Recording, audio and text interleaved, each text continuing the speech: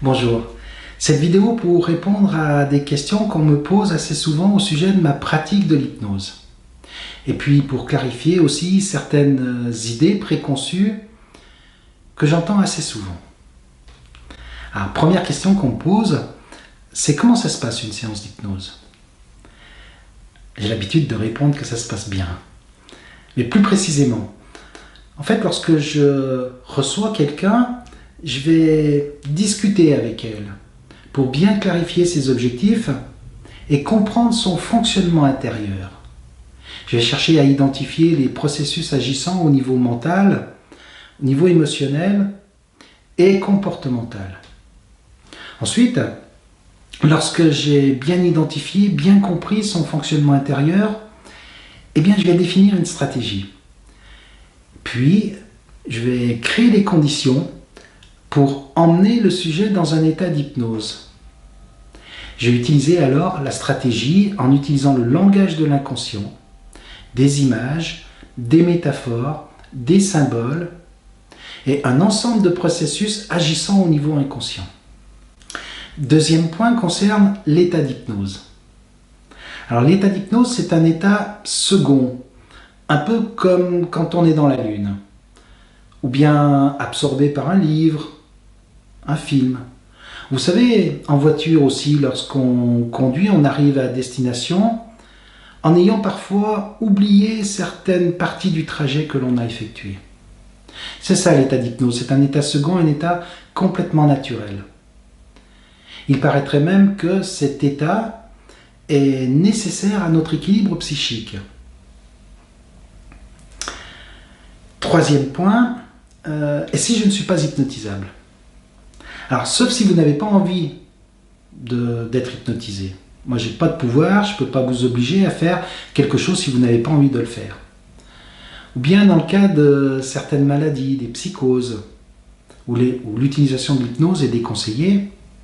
Sinon, en théorie, tout le monde est hypnotisable.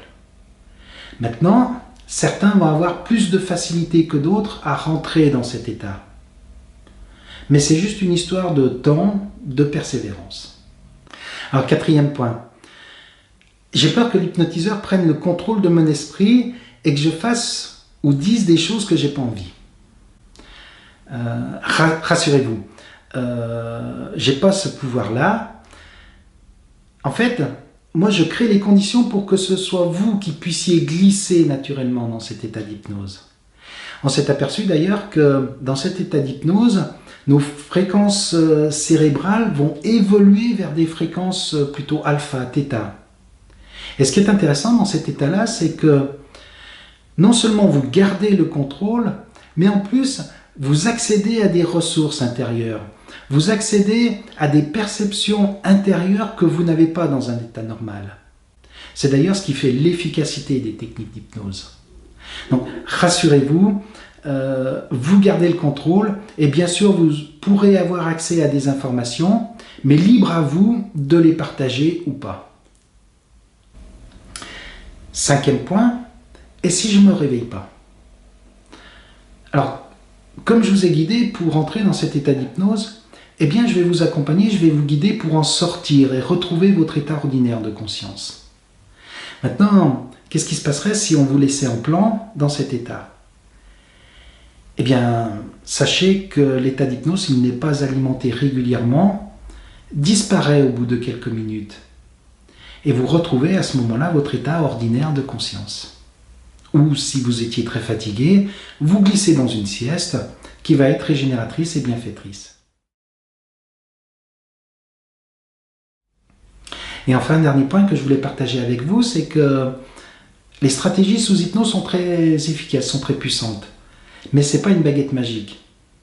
C'est-à-dire que vous gardez une part de responsabilité dans l'efficacité de la séance. Et le résultat dépend aussi de vous.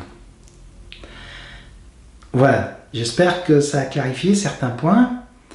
Je vous remercie de m'avoir écouté et je vous dis à bientôt.